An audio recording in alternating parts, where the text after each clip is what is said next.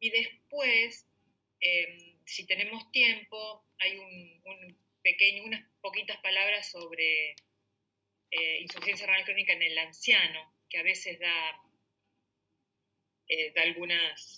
algunos inconvenientes entre diferenciar enfermedad renal crónica y deterioro, digamos, por el envejecimiento normal, ¿no? Fisiológico, esa es la palabra. Así que si ustedes quieren ir anotando, ir escribiendo, yo les voy pasando lentamente y el que tenga, el que me avisan y cortamos, ¿sí? Yo después voy a tratar de hacerlo, de última se los mando también. Pero háganme acordar, pídanmelo por el WhatsApp. Bueno, las enfermedades glomerulares, hay un montón de clasificaciones, un montón, es más. Hay un comité de glomerulopatías que se reúne año de por medio, mundial les hablo, ¿no? No de la Argentina solamente, donde se clasifican y se reclasifican y se cambian cositas y demás. Y sobre todo últimamente se le está dando mucha bolilla a la clasificación anatomopatológica. Pero en realidad nosotros, para simplificárselo, sobre todo pensando en médicos de atención primaria o médicos clínicos, nos basamos más bien en la primera clasificación, que la divide en primarias y secundarias, y en otra clasificación de acuerdo a la clínica. Que ustedes ahora cuando yo se las dicte van a ver que se superponen, pero bueno, porque son dos clasificaciones distintas, ¿no? Me parece que lo más práctico es clasificarlas en primarias y en secundarias. A su vez, las primarias, las glomerulopatías primarias, nosotros las dividimos en proliferativas y en no proliferativas. Esto también les va a dar una idea de la clínica. Entonces, las proliferativas dentro de primarias proliferativas, vamos a poner las que llamamos endotelio capilares. Son nombres difíciles, pero bueno, con que sepan una o dos me parece que está bien. Las endotelios capilares serían las agudas, ¿no? Las glomerulonefritis agudas, la que ponemos ahí en la bolsa todas las agudas. Otra, entre las más comunes les hablo, ¿no? Podría ser la mesangio proliferativa. Acá es fácil, porque todo lo que tenga nombre proliferativa, ustedes la ponen acá en la clasificación de primarias proliferativas, ¿sí? Bueno, la mesangio proliferativa, que habitualmente tiene un comportamiento crónico, o sea, una glomerulopatía que va avanzando hacia insuficiencia renal. ¿Se entiende? ¿Voy muy rápido? No, profe, está bien. Vamos bien. Bueno. Acá también volvemos. Primarias proliferativas, podríamos incluir la membrano proliferativa. La membrano proliferativa es otra glomerulopatía que tiene comportamiento crónico. O sea que frecuentemente va a enfermedad renal crónica. Y ahí también pondríamos las extracapilares, donde la proliferación, la biopsia le va a indicar eso, le va a informar esto, con proliferación extracapilar.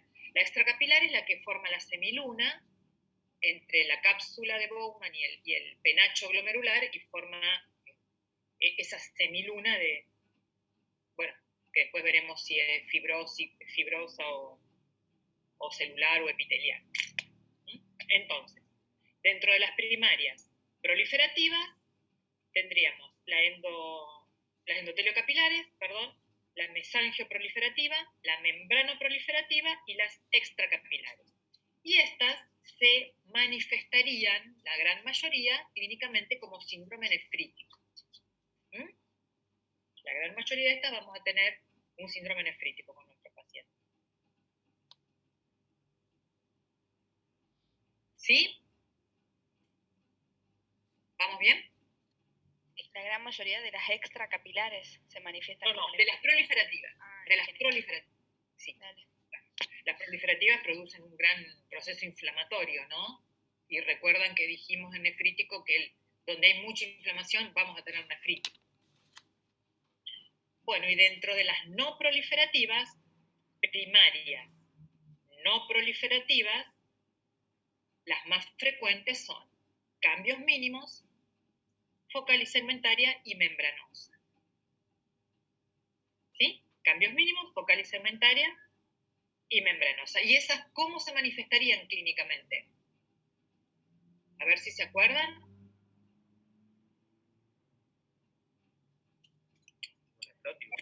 Exactamente, como nefrótico. Muy bien. Entonces, cuando ustedes tengan un paciente que consulta por síndrome nefrótico, bueno, ¿qué tienen que tener en la cabeza? Si es una primaria, son esas. Y si no, bueno, puede ser secundaria, que le tenemos que buscar la otra enfermedad. Eso en cuanto a primarias.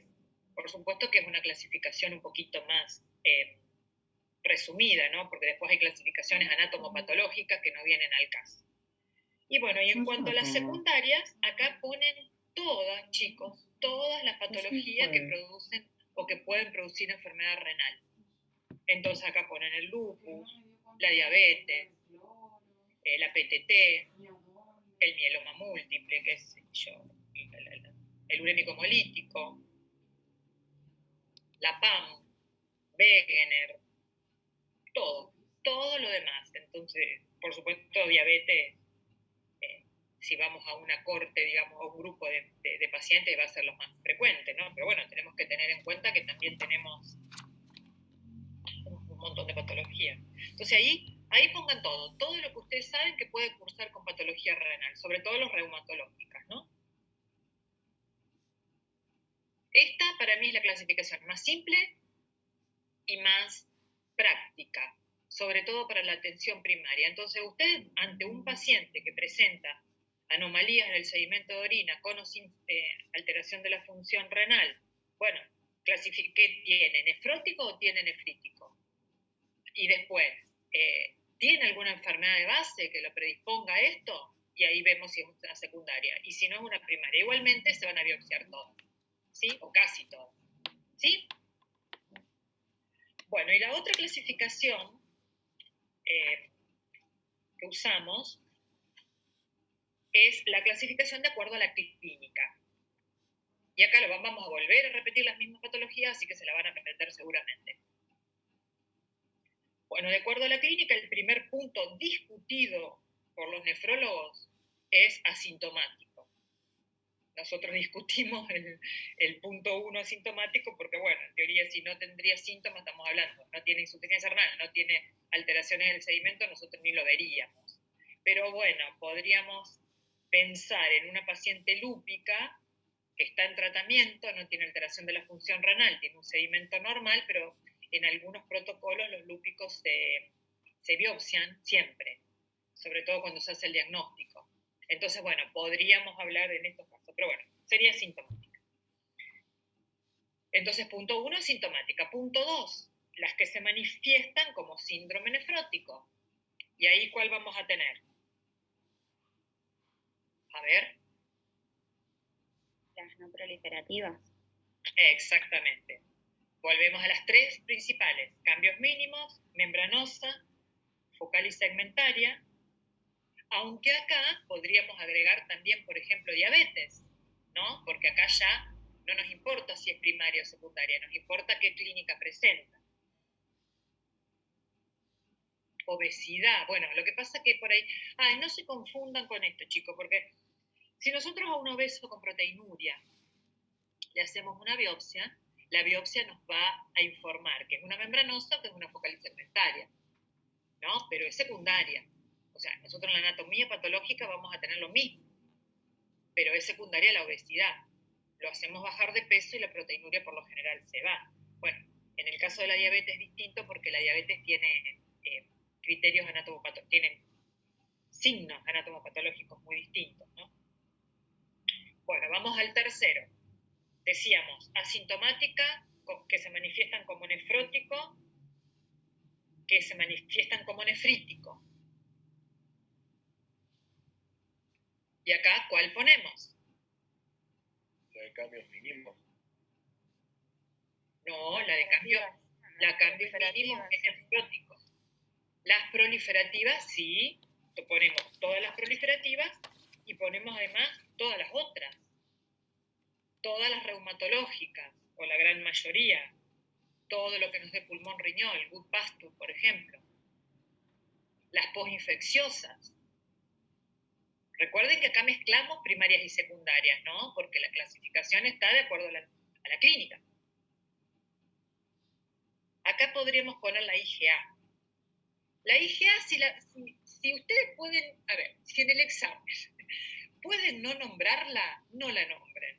Porque la IgA es una cosa que no sabemos a dónde ponerla, porque en teoría la primera manifestación de la IgA sería hematuria aislada, o sea, una que se manifiesta como hematuria aislada, pero por lo general no la vemos nunca así, la vemos cuando ya está la proteinuria, entonces sería un nefrítico, pero por ahí en algunos casos más raros puede llegar a dar un nefrótico, así que si ustedes pueden, no hablen de la IgA. Si le preguntan, sí, hablen. Bueno, entonces les dije, acá pondríamos, en nefríticos pondríamos las proliferativas más todas las secundarias, gut pasture, las infecciosas, qué sé yo, la de la posendocarditis bacteriana, la IgA, tengan cuidado, el Wegener. Como cuarta clínica, la que se manifiestan como glomerulonefritis rápidamente progresiva. ¿Se acuerdan que hablamos de las rápidamente progresivas, que son un tema para nosotros? La de semiluna, ¿no? Claro, estas son las que nos dan las semilunas, exactamente. Bueno, las que se manifiestan como rápidamente progresivas pueden ser por 3 mecanismos. También se los resumí un poquitito, pero como para que tengan la idea. Puede ser por anticuerpos antimembrana basal glomerular, ese sería el gut pasture. Bueno, hay una forma idiopática también. La idiopática, el gut pasture estaría dentro de lo que llamamos pulmón riñón, ¿no? La idiopática afectaría más el riñón que el pulmón, pero ambas tienen anticuerpos antimembrana basal glomerular. Entonces, por anticuerpos antimembrana basal glomerular, el gut pasture y la idiopática. Por inmunocomplejos, ahí, ¿cuál pondríamos? ¿Qué les parece? La reina de los inmunocomplejos, o el rey de los inmunocomplejos. Que hay inmunocomplejos por todo. Exactamente. El lupus, exactamente. La IgA también, en casos más raros, puede dar una rápidamente progresiva. Bueno, la asociada a infecciones puede dar rápidamente progresiva también. ¿Qué más le puedo decir? Bueno, lupus, la púrpura John Lehenoch también puede dar alguna rápidamente progresiva. Bueno, y hay una idiopática como todo en la vida.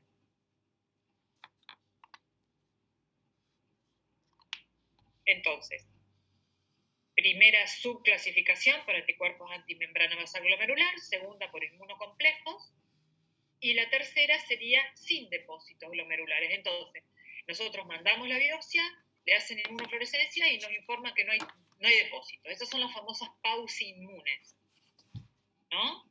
Que esto, bueno, es medio típico de las vasculitis.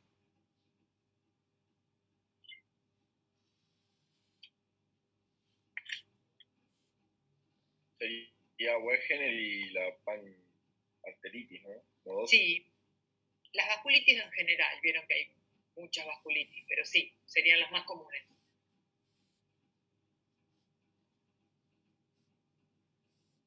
En mi experiencia, casi todas las rápidamente progresivas que diagnosticamos fueron lúpicas. Muchas de las veces se hizo el diagnóstico de lupus con la rápidamente progresiva, no sabíamos que el paciente era lúpico, y posinfecciosas. Son las que más hemos visto nosotros.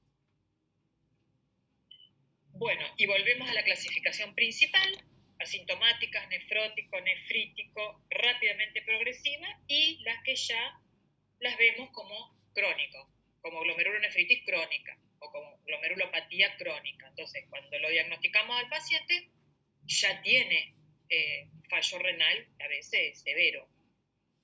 Entonces, ahí pondríamos a todas las rápidamente progresivas. Recuerden que a las rápidamente progresivas Si no la tratamos rápidamente cuando la sospechamos, incluso antes de empezar la biopsia, este paciente en semanas termina con fallo renal de estadio 5, terminal.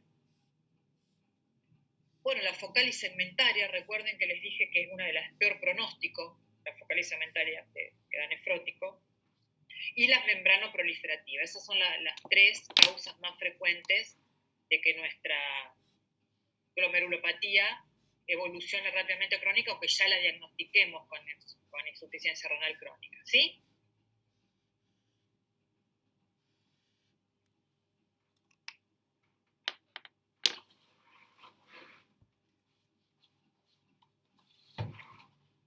¿Está claro?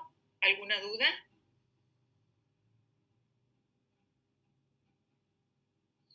El tratamiento de las glomerulopatías va a depender de qué tipo de glomerulopatía sea y la urgencia del tratamiento va a depender de la urgencia del paciente. ¿Se acuerdan de la paciente que les conté, que es la paciente que presenté allá en la facultad, de la chica con el síndrome nefrótico?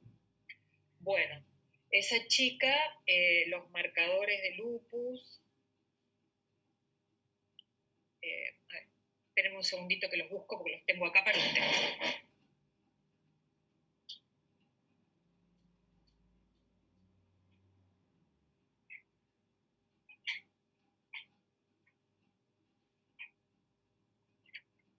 Bueno, todavía la biopsia no la tenemos, supongo que para la semana que viene ya va a estar. Nos informaron C3 normal de 121, C4 20.4, está en el límite inferior de la normalidad, pero está normal. El FAN fue negativo, el anti-ADN no lo hicieron porque, bueno, con FAN negativo no lo hacen. El ANCA-C fue negativo, el ANCA-P fue negativo, los antinucleares fueron normales y el anticoagulante lúpico fue negativo. ¿Qué más me faltó decirle a usted? El proteinograma por electroforesis fue normal. O sea, había hipoproteinemia, pero con una corrida normal. Así que bueno, con esta, mejor dicho, proteínas y albúmina, ¿no? Pero la relación albúmina-globulina está un poquito baja, pero todas, la alfa 1, la alfa 2, la beta, todas están dentro de rangos normales. Bueno, entonces con esta paciente, como persiste con función renal normal, a pesar de esa proteinuria, les contaba que solamente se fue con antiproteinúricos y vamos a esperar la biopsia, no le vamos a indicar ningún tipo de tratamiento por ahora. Pero bueno, ya con esto descartamos todo lo reumatológico. Puede ser un lupus y qué sé yo, los reumatólogos dicen que sí, que puede ser, que habría que volver a pedirle todo dentro de unos meses, pero bueno, nosotros vamos a esperar la biopsia, a ver qué pasa. Eso les quería contar antes de olvidar. Entonces les decía, los tratamientos los vamos a hacer de acuerdo a lo que el estado clínico y la función renal del paciente y qué glomerulopatía sea. La secundaria siempre hay que tratar primero la causa primaria. En el caso del lupus, en nuestro hospital es complicado porque ¿ustedes hicieron reumato? No. ¿Y con quién tienen reumato? ¿Saben? No, ni idea. Bueno, el servicio de reumatología en el Hospital Cuyina es un servicio muy particular, que toda la vida, digamos, ellos van a la tarde al hospital. No sé cuál es el motivo, pero mientras todos los servicios se manejan a la mañana, ellos se manejan a la tarde.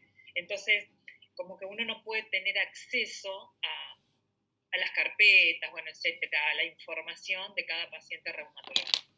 Nosotros durante muchos años estuvimos muy enojados con el servicio porque el servicio solamente nos interconsultaba para hacerle las biopsias y después esos pacientes no se derivaban al nefrólogo. A ver, si hay una glomerulopatía, ya sea lúpica o lo que fuere, tiene que ser controlada y seguida y tratada por el nefrólogo. Me parece que No quiero decir con esto que el reumatólogo no tenga que llevar al paciente, pero cuando hay fallo renal, hay proteinuria, hay hematuria, hay algo, eso tiene que ser controlado por un nefrólogo. Y nosotros en un momento hasta dejamos de hacer biopsias porque nosotros éramos biopsiólogos, como decía mi ex jefe, el jefe que se jubiló. O sea, íbamos, hacíamos la biopsia, después el paciente no lo veíamos, lo citábamos y no iba, bueno, todo un desastre. Entonces, a pesar de que somos un hospital de derivación, le diría yo nacional, desde Santa Fe para el norte, tenemos poca casuística en lupus, porque no llegan a nosotros estos pacientes, no llegan, excepto que lleguen con todo renal y nada más. Entonces, bueno, si es mucho renal, como una rápidamente progresiva, como un nefrótico, como esta chica y demás, bueno, ahí por lo general podemos verlo, pero también lo solemos perder después de que el paciente se va de alta y sigue con el reumatólogo. Entonces, por ahí de lupus no tenemos tantos pacientes en tratamiento. Pero ¿qué vamos a hacer? A ver, si sospechamos una rápidamente progresiva, la vamos a tratar muy rápido, por ahí ni vamos a esperar la biopsia. Y se acuerdan que les conté, el tratamiento de la rápidamente progresiva es 3 bolos de solumedrol, día 1, día 2, día 3, 1 gramo de solumedrol. Al día 4 empezamos mejor dicho, seguimos con corticoides vía oral. En plan decreciente, por supuesto, de acuerdo al peso del paciente y a la respuesta. Y después de los 3 bolos endovenosos de solumedrol, en algunos casos se podría iniciar la ciclofosfamida. De acuerdo a lo que sospechamos, la ciclofosfamida se puede usar vía oral o endovenosa. Nosotros por una cuestión del servicio, ¿no? La hacemos endovenoso, un 500 miligramos por lo general vía endovenosa mensuales, porque de esta manera lo tenemos más controlado al paciente y nos aseguramos que el paciente reciba el tratamiento, porque sobre todo si es un paciente de lejos, es muy difícil que después consiga la ciclofosfamida en el interior. Entonces, para nosotros es más cómodo, más práctico y más seguro para el paciente hacerle la ciclofosfamida endovenosa, darle el alta y citarlo, por ejemplo, al mes. Ahí le hacemos otra vez una función renal y vemos. Lo ideal sería hacer entre 5 y 6 pulsos. Por supuesto que si el primero y el segundo no funciona, no seguimos haciendo. Si vemos que no hay mejoría del sedimento urinario, de la proteinuria o de la función renal, no seguimos, porque ustedes saben que la ciclofosfamida es algo muy tóxico, sobre todo en mujeres, tiene trastorno de la fertilidad. Entonces no seguimos haciéndole pulso de ciclofosfamida si no hay respuesta en el primero o en el segundo, ¿no? Otra de las complicaciones frecuentes en el momento de que se hace el tratamiento es la cistitis hemorrágica, así que hay que pasarle mucho. Nosotros lo internamos, por ejemplo, un día antes lo hidratamos muy bien, después le hacemos antieméticos, bueno, además le hacemos la ciclofosfamida y después mucha hidratación por vía endovenosa para que orine un montón y evitar la cistitis hemorrágica, que es muy frecuente. La verdad que es muy frecuente. Entonces, bueno, como les decía, si le hicimos el primer ciclo de ciclofosfamida y al segundo control la creatinina no mejoró nada, bueno, por ahí un segundo ciclo hacemos, pero si al tercero no mejoró, suspendemos el tratamiento. Eso en cuanto a la rápidamente progresiva. Bueno, las otras, sobre todo las que se presentan como síndrome nefrótico, habitualmente el primer tratamiento son los corticoides. Se evalúa la respuesta a los corticoides. En el caso de la membranosa, si no hay respuesta, se podría agregar el micofenolato. La membranosa por ahí responde. La focal y segmentaria, cada vez que biopsiamos un nefrótico cruzamos los dedos para que no sea una focal y segmentaria. La focal y segmentaria tiene muy mal pronóstico, como les contaba. Cada vez que se reúne este grupo internacional de glomerulopatías, aparte de rever la clasificación, revé los tratamientos. y la focal y segmentaria año por medio va cambiando porque no se sabe qué hacer. La verdad que responde a poco. En una época que ahora nos reímos, ¿no? Pero nuestro jefe nos contaba que el tratamiento de la focal y segmentaria, cuando, por supuesto, mucho antes de mi carrera, era captopril y qué sé yo, creo que ácidos grasos, una cosa así, no me acuerdo exactamente bien qué. Las grasas, los omega creo que eran, ¿no? Que después se pusieron muy de moda, pero bueno, en aquellas épocas, le estoy hablando de 1000 años atrás, cuando salió el captopril, alguien había hecho un estudio que el captopril que tenía mejor respuesta que el enalapril, y se le daba estas cosas de pescado, que ahora nos reímos, porque bueno, que era cosmético para bajar un poco la proteinuria. El último consenso hablaba de corticoides a dosis altas, aproximadamente 1 miligramo por kilo, que es una barbaridad. Eso de 1 miligramo por kilo se usó 13. Hay un esquema, que fue el esquema de Ponticelli, que por ahí lo pueden haber leído, que era para la membranosa, que era la regla de los 3,8. Esto es viejo también, a las 8 de la mañana, 8 miligramos de corticoides durante 8 semanas. Eso después fue variando, el esquema de Ponticelli, adaptado, fue cambiando. Bueno, en definitiva, uno hace lo que le parece cuando ve a estos pacientes, pero como basándose en el esquema de Ponticelli, al principio la esclerosis focal y segmentaria se le había empezado con 8 miligramos, después no anduvo, después se le dio un poco más, después otro poco, después se le ponía más tiempo, menos tiempo, bueno. Se fue investigando y experimentando con la focal y segmentaria, y bueno, el último consenso que era 1 miligramo por kilo durante 6 a 8 meses, y que Dios te ampare. Eso, así terminaba el consenso. Nosotros hemos probado con algunos pacientes, algunos se los tuvimos que suspender por los adversos. Usted imagínense darle entre 60, porque nadie pesa menos de 60 kilos, entre 60 y 80 miligramos por día de corticoides de meprednisona, bueno, durante 6 a 8 meses. La verdad que es un asesinato eso. Pero bueno, a veces en pacientes con deterioro rápido de la función renal, con mucha proteinuria, bueno, lo hacíamos como salvataje. Hemos tenido respuestas parciales en algunos. Algunos hemos hecho, ante la desesperación de un paciente joven con un deterioro rápido, le hemos agregado micofenolato, aunque sabemos que la focal y segmentaria no sirve, y bueno, y deterioran la función renal. Uno de nuestros pacientes que recibió, en realidad el paciente pesaba 80 kilos, pero nosotros decidimos darle 60, no darle más de 60 miligramos por día. Empezamos con los 60 miligramos por día.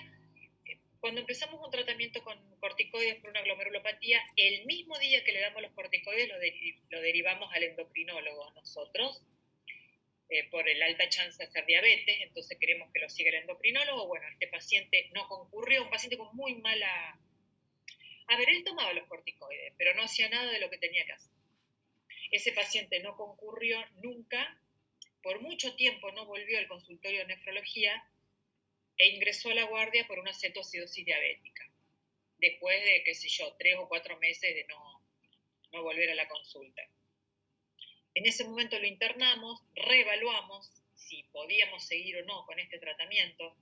El paciente en la consulta tenía casi 3 de creatinina y tenía una proteinuria de 8 o 9 gramos, y después de estos meses que él estuvo tomando los corticoides, a pesar de que hizo la cetoacidosis diabética, la creatinina se había descendido a 1 y pico, no me acuerdo cuánto, pero 1,40, pónganle 1,60, y la proteinuria había bajado a menos de 2 gramos. Como respondió rápidamente con la insulina, decidimos dejarle los corticoides, hablar con este paciente sobre la importancia del control y del cuidado, y darle una chance más. El paciente no volvió más hasta que volvió por una neumonía, con una tomografía computada, la verdad, totalmente atípica, no sabíamos qué tenía, lo vio infectología, le puso de todo, y ahí decidimos ir bajando los corticoides, ¿no? Lentamente, porque evidentemente era un paciente con nulo cumplimiento de los controles, sí del tratamiento, pero no se volvía a controlar nunca. Bueno, ese paciente, después de la neumonía, nunca se aisló germen, ni en el hemo, ni en los esputos, ni en nada, los infectólogos lo trataron para todo. No fue tuberculosis, descartamos la tuberculosis. Después el paciente hizo una anocardiosis. En plan de descenso de corticoides desapareció de nuevo. Hasta que un día vuelve a mi consultorio, al del diabetólogo no fue más, al de los clínicos no fue más, al infectólogo no fue más. Pero vuelve a mi consultorio diciéndome que había estado haciendo quinta y que le dolía la espalda, que qué podía tomar. Estaba de paso ahí por el Cuyén, entonces entró. Y cuando lo siento en la camilla y lo miro, tenía una lesión, y yo creo que le iba desde prácticamente la columna hacia el hemiabdomen anterior. Era un absceso. Tenía un absceso gigante, blandito, caliente, rojo, bueno. Él no lo vio, nunca le dio bolilla, qué sé yo, pero imagínense el tamaño de ese absceso que le ocupaba prácticamente de la línea media a la columna. Bueno, ahí no, hay que internarlo, lo internamos, lo punzamos, ahí se hizo, eso era una anocardiosis.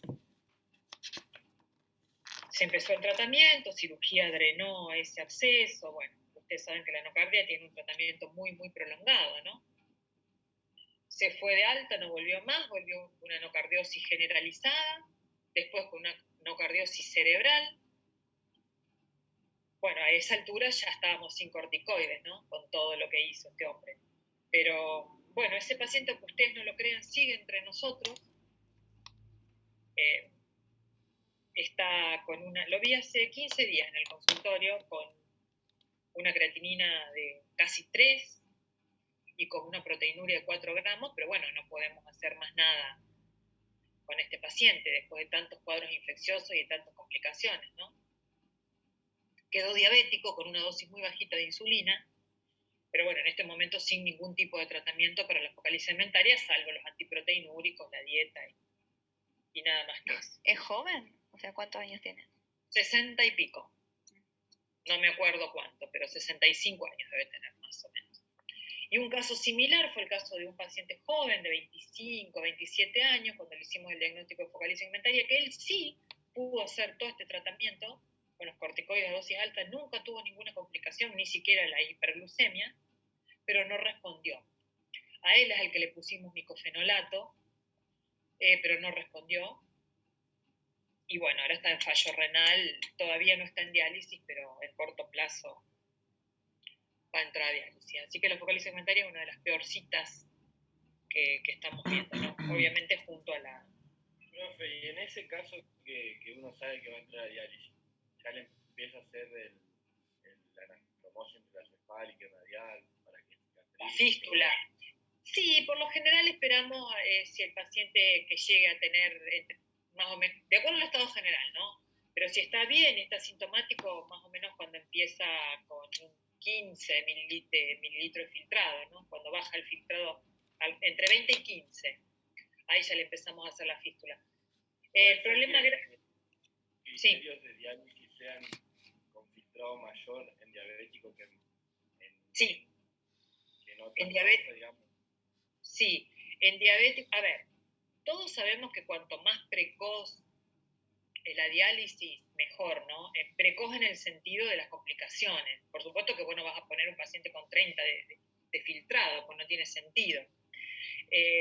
Lo ideal sería no llevarte por el filtrado glomerular, sino por los síntomas del paciente, o si se empieza a desnutrir y demás. Entonces, lo ideal sería el paciente diabético que entre con 15 de filtrado, empezar a hacerle la fístula y todo lo demás a los 20, y el paciente no diabético que entre a los 10 y haciéndole la fístula alrededor de los 15. Pero bueno, hay pacientes que tienen 15 de filtrado y están muy mal.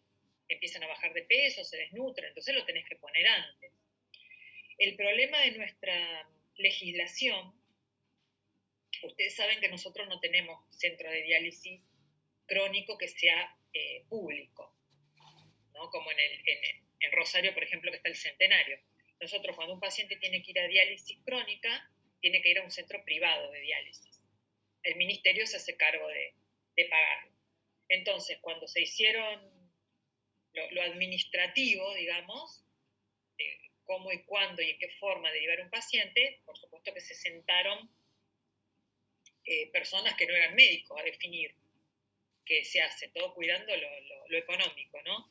Entonces, una de las pautas que dice es que el paciente tiene que entrar a diálisis con 10 de filtrado glomerular o menos. No importa si sea diabético o no diabético. Y nosotros tenemos por ahí pacientes diabéticos con insuficiencia cardíaca que no manejan los líquidos y que tienen 18 filtrados. Pero si vos no lo dializás, hacen un edema de pulmón por semana. Pero bueno, si vos lo querés derivar a un medio privado, cuando ellos ven que tiene 18 de filtrado glomerular, no lo ingresan. Porque te dice que tiene que tener 10 o menos. Como también estas personas que definieron cómo se derivan los pacientes, definieron que el primer acceso vascular, o sea, la primera fístula, se la tiene que hacer el centro de diálisis, va a cargo del centro de diálisis, o sea, del cirujano, y lo tiene que pagar el centro de diálisis. Entonces, nosotros no podemos derivar a nuestros pacientes en tiempo y forma y hacerle la fístula en tiempo y forma porque ningún cirujano vascular hospitalario le quiere hacer la fístula al paciente porque dice, no, esto le corresponde al centro de diálisis. Y a su vez vos lo tenés que derivar con 10 de filtrado menos. No lo puedes derivar antes. Entonces, bueno, son las contradicciones, ¿no? De lo médico versus lo económico. Nosotros deberíamos hacerle la fístula entre 15 y 20 de filtrado glomerular, pero nadie se la va a hacer. Bueno, ahora hay un cirujano que viene de Rosario, que viene una vez a la semana y por ahí nos está haciendo algunas fístulas, pero no llega. El caudal de pacientes que ingresan a diálisis toda la semana no llega, pobre, a hacer todo, hace lo que puede. Es el único... Ingresan, profe, por semana, es muy común. Nosotros tenemos, en este momento, en el hospital mío nomás, estamos dializando 7 crónicos.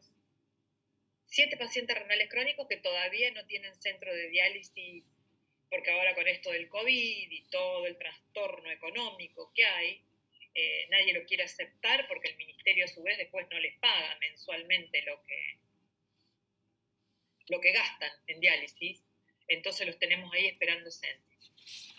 Por supuesto sin fístula, ¿no? Sin acceso vascular, todos con catéteres. Lo que lleva a infección, bueno. Ahora tenemos un chico que hizo un estafilococo, bueno, un desastre. Pero todas estas cosas que se podrían evitar, ¿no? Si vos lo diagnosticás al paciente renal crónico, por ahí lo tengas que poner en diálisis, pero ya le hacen la fístula y lo mandás al centro privado. Son cosas distintas. No es lo mismo estar internado en un hospital para que te dialicen. A veces nosotros hacemos cosas que son prácticamente ilegales, como mandarlo de alta y decirle al paciente que venga 2 o 3 veces por semana a dializarse al hospital.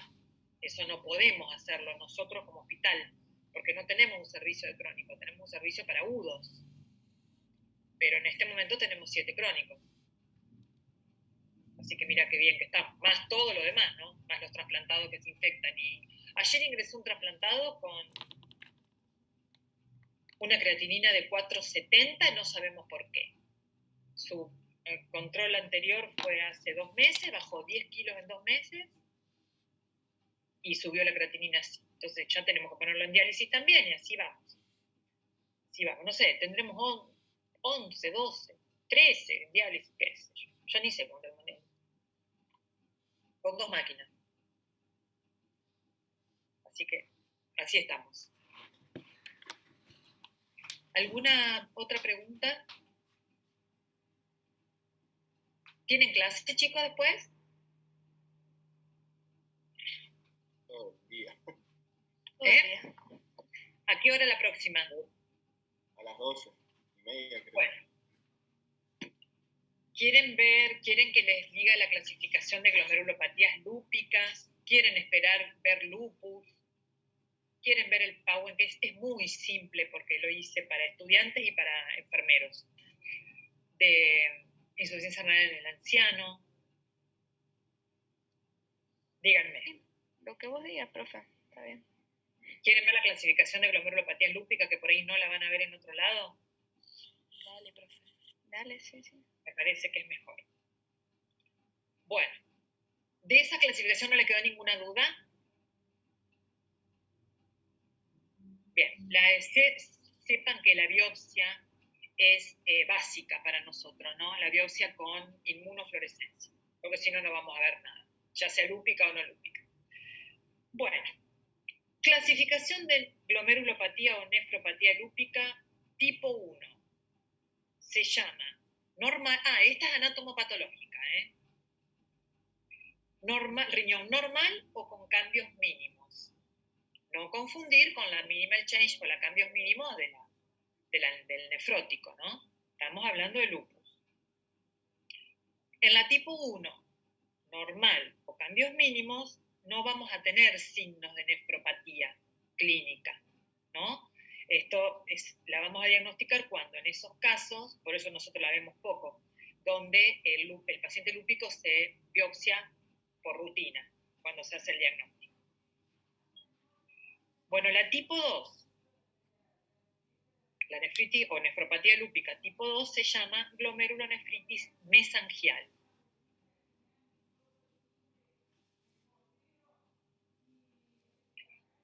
La mesangial, como todo en la vida o en la medicina, puede ser tipo A, ahí donde ustedes van a ver la tipo 2A, donde el patólogo solamente va a encontrar depósito de inmunoglobulinas en la biopsia, ¿no? Y la tipo A va a ser asintomática también. Recién la tipo 2A va a ser asintomática o sin signos clínicos.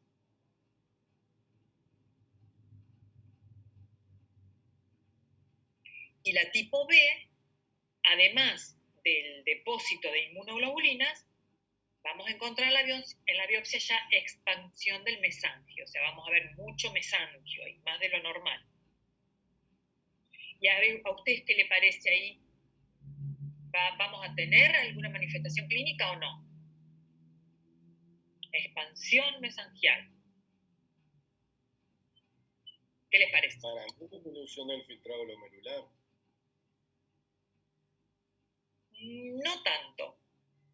Algo previo vamos a tener. Recuerden que cuando ya tenemos disminución del filtrado, ya tenemos como un tiempo, ¿no? ¿Sería como una mesangio proliferativa? ¿Si es por eso? Podrías, vamos bien, la vas pensando muy bien, podría ser como una mesangio proliferativa, entonces, ¿qué tendríamos? Y un nefrítico. Exacto, ya tendríamos microhematuria, proteinuria o microalbuminuria. Acá no vamos a tener, por lo general, insuficiencia renal. Puede haber hipertensión ya, clínicamente. Y lo importante de la tipo 2B, que es de las que más diagnosticamos, es la más común para nosotros, es que la tipo 2B puede ir a tipo 4 con el paso del tiempo y de la evolución de la enfermedad.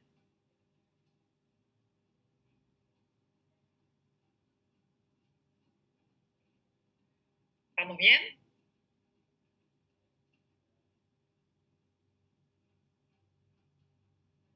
Bien. Eso en cuanto a la tipo 2. A y B. La tipo 3 es la glomerulonefritis proliferativa focal.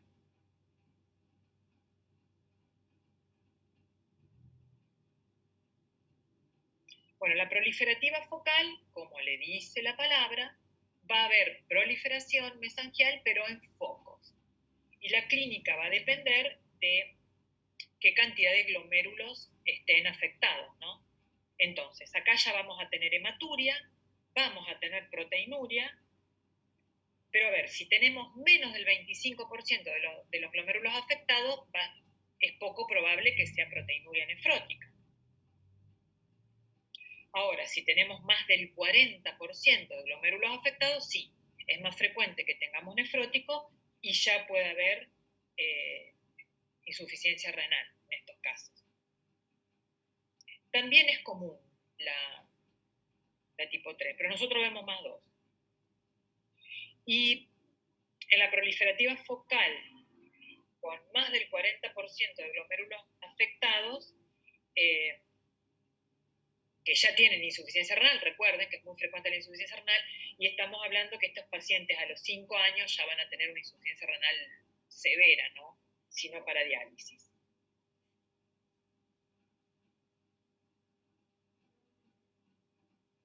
¿Bien? La tipo 4 es la glomerulonefritis proliferativa difusa. A diferencia de la proliferativa focal, que vamos a ver foquitos de proliferación con algunos glomérulos sanos, acá va a haber una proliferación difusa en todo el glomérulo. Recuerden que muchas veces la tipo 2B rota a tipo 4. Y en la tipo 4 vamos a tener proteinuria, por supuesto, es más frecuente el síndrome nefrótico que en la anterior. También es frecuente que ya la diagnostiquemos con insuficiencia renal, con hipertensión arterial.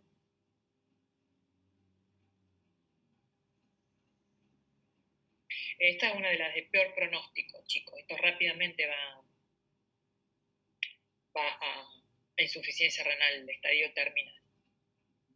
¿Y cuándo vamos a sospechar? Si ya tenemos un paciente que tiene un diagnóstico de tipo 2, ¿cuándo vamos a sospechar que rotó a tipo 4? Bueno, cuando hay algún cambio en el sedimento, sobre todo, o cuando tenía una función renal normal y empezó a aumentar la creatinina, o tenía microalbuminuria y pasó a proteinuria, o tenía una proteinuria de 1 o 2 gramos y pasó a 3 o 4 gramos, o no tenía hematuria y pasó a microhematuria.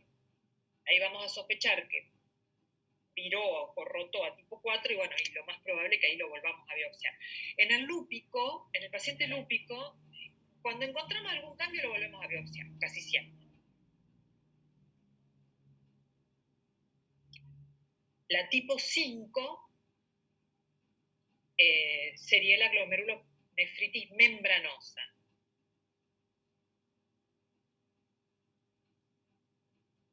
¿Y a usted por qué creen que le pusieron membranosa los patólogos?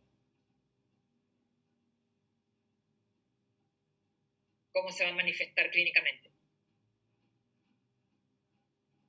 Se llama membranosa porque se manifiesta muy parecido tanto en la biopsia como en la clínica como la membranosa primaria. Claro. Entonces, esta se va a manifestar como síndrome nefrótico. Exactamente. La salvedad que puede tener esta, o la diferencia de la membranosa primaria, podría ser que en la evolución haga algo de hematuria. Entonces, bueno, ahí tenemos que pensar. Si tenemos una proteinuria de rango nefrótico con hematuria, tenemos que pensar en un lupus. Pero, Efi, ¿tiene el mismo riesgo de trombosis que la membranosa primaria? No. No, esta no. No tanto como la primaria. Bueno, acá por lo general también tienen hipertensión ya nuestros pacientes cuando lo diagnosticamos, y la diferencia en cuanto a las otras es que es un paciente que se puede mantener muchos años con función renal normal, o sea, muy parecida a la membranosa primaria, ¿no? Después por ahí, cuando empieza la microhematuria, si la tiene, bueno, ahí por ahí vemos que empieza también el fallo renal. Y el tipo 6, que ya es, algunos no aceptan el tipo 6, el tipo 6 es la esclerosis renal. Ahí ya estaríamos hablando de un paciente que se biopsia, pero que ya tiene insuficiencia renal. Entonces hay tanta esclerosis renal que no podemos ver mucho más que eso, ¿no? Entonces por eso, sobre todo los reumatólogos con el tipo 6 no sé si están muy de acuerdo.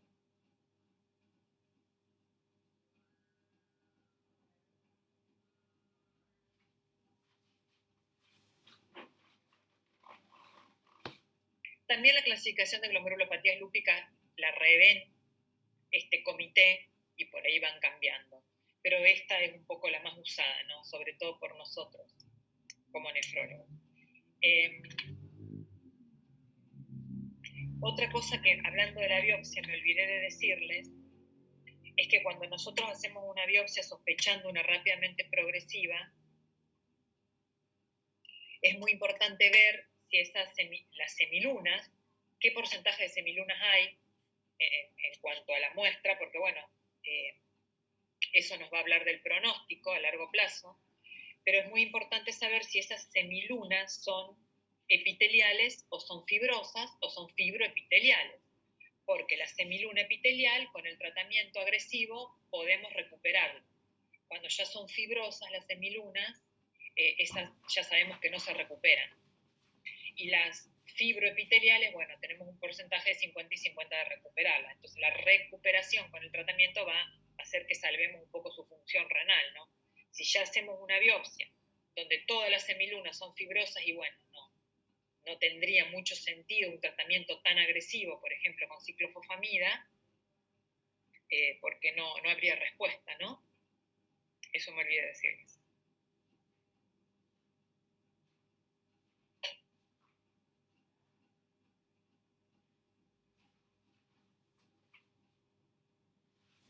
¿Alguna duda?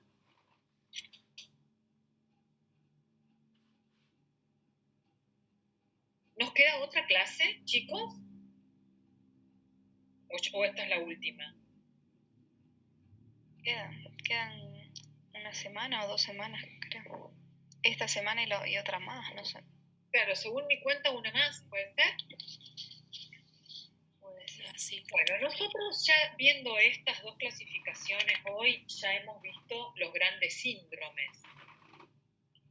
Insuficiencia renal aguda, insuficiencia renal crónica, nefrótico, nefrítico, glomerulopatías. Bueno, agregamos la lúpica, que en un momento me la habían sacado, porque decían que no era atención primaria.